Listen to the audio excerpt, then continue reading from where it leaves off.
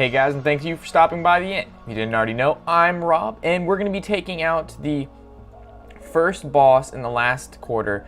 Due to popular demand, and by truth, I've been playing the wrong decks to show you guys how to beat these normal bosses. I've been playing my standard legendary control warlock, which does have a ton of expensive cards in it, which is really stupid of me, considering that if you're watching these videos, you're probably not that far into Hearthstone yet, because you need a guide to these bosses, which means you don't have heroics, or I mean legendaries, or epics, or tons of rares either. So I've been showing you guys the wrong way to do things, and so I've built this really basic warrior deck with one rare. Actually, there's two rares, but it's the same card, and every other card in the deck you should have because they're either common, uncommon, or you've gotten them through Naxxramas if you're at this boss already.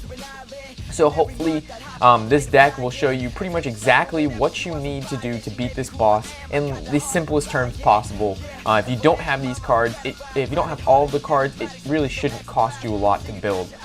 Like I said, there's only two rares that Naxxramas didn't give you in this deck, and that you might have to buy if you haven't opened up any packs whatsoever, and if you just started Hearthstone.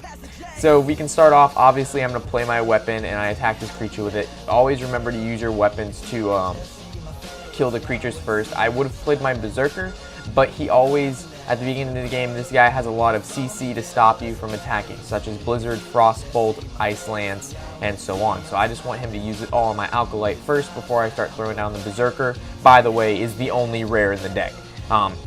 Stag is a legendary and he is in my hand, but you should have him through the previous quarter. Him and Fwig or something like that. I don't know his name, but off the top of my head, but I can tell you that you get those two legendaries for free for beating the quarter before this. So I was able to throw down my weapon, which you got in the quarter before this.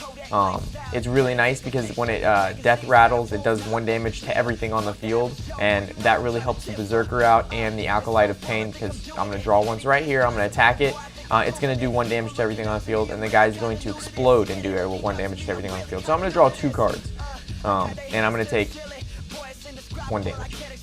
So throwing down this guy right here, hopefully he kills him. When this guy dies and his brother dies, or whatever you want to call those two creatures, he throws out an 11-11, which is the entirety of the point of these cards. I'm hoping he kills it, and then the 11-11 comes out, and then 2 to 3 turns after that he should die. The Berserkers also are a good point to win, which they're beasts, so you'll see. I'm going to use my weapon to kill off his creature. Like I've said, use your weapons to kill his creatures, not attack him directly. Your creatures are to attack him directly.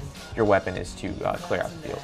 So he's going to be using those Frostbolts, like I said. He's going to summon a 3-5. There's no point to that 3-5. He just silences his side of the field. So from here, there's actually a lot I can do. I'm going to throw down the Berserker, and then I can throw down a Taskmaster, but I don't want him to die. So I'm going to kill off his 3-5. He's going to get a buff of 1 attack. I'm going to passive for 2 armor, and I think I'm going to end it here. Next turn, I'll be able to start combining Whirlwinds and Cleaves to kill his field. So hopefully he does some damage to my Berserker so I can Rampage it. And it looks like he did, so I'll be able to use Rampage on my Berserker next turn. And as you can see, that Berserker is getting huge in attack already. He's already a 6-3. He's going to be a 9-3 next turn without even having to use any Whirlwinds or Cleaves or anything crazy. So I'm going to give him that 9-6, like I said, gain 3 armor.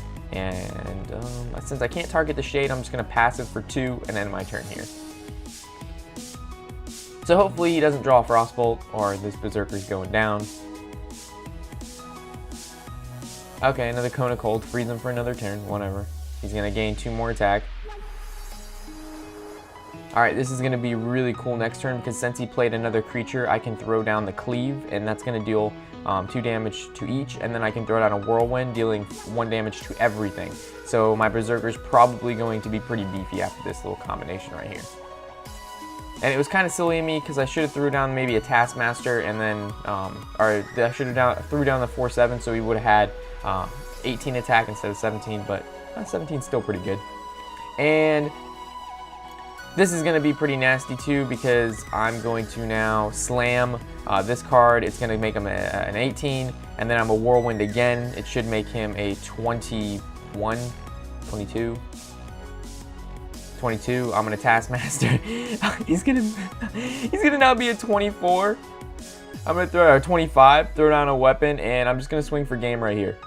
So I was able to make my Berserker 25 too, with just common and uncommon cards. Whirlwind, Slam, Cleave, they're all your best friend. Hopefully you guys, this video helped. I'm sorry I've been doing it all wrong, and thank you for submitting your comment stating that I was doing it wrong.